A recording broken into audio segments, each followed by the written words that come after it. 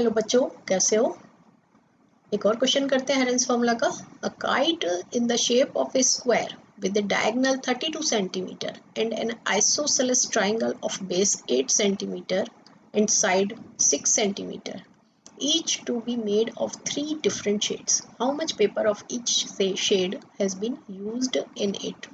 ये हमारे पास एक काइट है जो कि स्क्वायर की शेप में है। ठीक है, नेमिंग कर देते हैं थोड़ी सी। ये हो गया A B C and D, और इसको ले लेते हैं ई एंड एफ।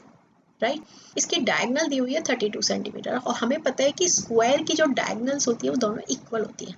तो हमारे पास यहाँ लिख लेते हैं कि ए सी भी हमारे पास 32 सेंटीमीटर हो गई और बी डी भी 32 सेंटीमीटर हो गई। ठीक है, और लेट कर लेते हैं कि जो इसकी साइड्स हैं वो ए हैं, चारों साइड्स इक्वल होती है स्क्वायर की। ये भी ए हो गई, ये भी ए हो गई। ठीक है, और आगे कहते हैं कि and N isosceles triangle of base 8 centimetre. ये एक आइसोसेलेस ट्राइंगल है, उसका बेस दिया हुआ 8 सेंटीमीटर और side 6 centimetres, each to be made of 3 different shades. ये 6 है और ये भी 6 है। ठीक है, how much paper of each shade has been used in it. तो चलिए, सबसे पहले हमें इस स्क्वायर की साइड निकालनी होगी। तो देखो, हमें पता है कि ये जो एंगल होते हैं ये 90 डिग्री होते हैं। जो स्क्वायर के सारे एंगल्स होते हैं वो 90 डिग्री होते हैं। तो हम इन ट्राइंगल ए बी सी, अब क्योंकि ये राइट ट्राइंगल है, एंगल बी इज 90 डिग्री। ठीक है, तो हम क्या करेंगे, यहाँ पे पाइथागोरस थ्योरम लगा रहे हैं। By Pythagoras theorem. Pythagoras theorem क्या कहती है कि जो हमारा हाइपोटेनस होता है H square is equal to P square plus B square. ठीक है, अब यहाँ पे एच क्या है, A C square that is equal to A B square plus B C square. ठीक है, ए सी हमें गिवन है 32 का स्क्वायर, और ये ए है, A square plus A square, मतलब कि 32 square is equal to 2 A square. तो A square is equal to क्या आ जाएगा, 32 इंटू 32 अपॉन टू 16। तो ए स्क्वायर आ गया हमारे पास 512 सेंटीमीटर स्क्वायर। और देखो, तुम्हें पता है कि एरिया ऑफ स्क्वायर क्या होता है, एरिया ऑफ स्क्वायर साइड का स्क्वायर होता है, तो वो भी तो ए स्क्वायर होगा। तो 512 हमारे पास एरिया आ गया स्क्वायर का। इतनी बात क्लियर हो गई। अब हमें ए बी सी का एरिया चाहिए फर्स्ट पार्ट का, और सेकंड पार्ट का ए सी डी का एरिया चाहिए। ठीक है, सो अब हमको दोनों पार्ट्स का एरिया चाहिए, और हमें पता है कि जो डायगोनल है स्क्वायर की वो इक्वल एरिया में डिवाइड करती है।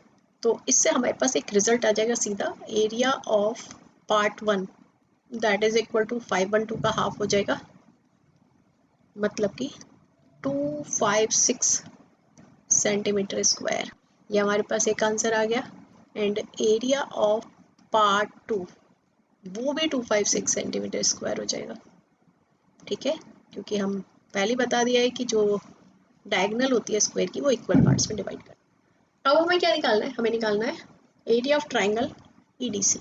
उसके लिए हमें हेरेंस फॉर्मूला पता होना चाहिए। हेरेंस फॉर्मूला हमारा होता है area of triangle is equal to under root of S minus A S minus B into S minus C, जो कि मैंने नीचे लिख दिया है।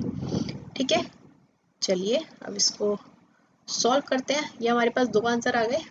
अब in triangle E F D, ठीक है, इसके लिए हम ए ले लेते हैं 8 सेंटीमीटर, बी ले लेते हैं 6 सेंटीमीटर और सी ले लेते हैं 6 सेंटीमीटर।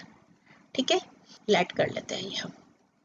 तो सबसे पहले हम सेमी पैरामीटर निकालेंगे, एस मतलब तीनों साइड्स का sum divided by 2, A plus B plus C upon 2। Right, तो ये हो गया 8 प्लस 6 अपॉन 2, ये आ गया हमारे पास 10 सेंटीमीटर। ठीक है, सेमी पेरीमीटर आ गया। अब हमने क्या निकालना है, area. Area of part 3 that is equal to, फॉर्मूले में डालेंगे एस मतलब 10, 10 माइनस 8, 10 माइनस 6 एंड 10 माइनस 6। तो ये क्या हो गया हमारा, under root of 10 into 2 into 4 into 4। So 10 के फैक्टर ये तो बाहर आ जाएगा 4 इंटू 4, और अंदर आ गया हमारे पास 10 इंटू 2। इसके फैक्टर्स बना लेते हैं। तो ये हो गया 5 इंटू 2 इंटू 2। सो ये 2 भी बाहर आ जाएगा, तो 4 इंटू 2 रूट 5, और ये आ जाएगा हमारे पास 8 रूट 5 सेंटीमीटर स्क्वायर। ये हमारा आ गया थर्ड पार्ट का आंसर। तीनों आंसर आ गए हमारे पास। दो आंसर हम पहले ही निकाल चुके थे, 256 सेंटीमीटर स्क्वायर, 256 सेंटीमीटर स्क्वायर, और ये आ गया थर्ड पार्ट का 8 रूट 5 सेंटीमीटर स्क्वायर। चाहो तो रूट 5 की वैल्यू पुट कर सकते हो और डेसिमल में आंसर निकाल सकते हो। होप आपको क्वेश्चन अच्छे से समझ आ गया होगा। अगर आप मेरे चैनल पर न्यू हैं तो चैनल को सब्सक्राइब कर लें, वीडियो को लाइक करें, अपने फ्रेंड्स के साथ शेयर करें। All the best.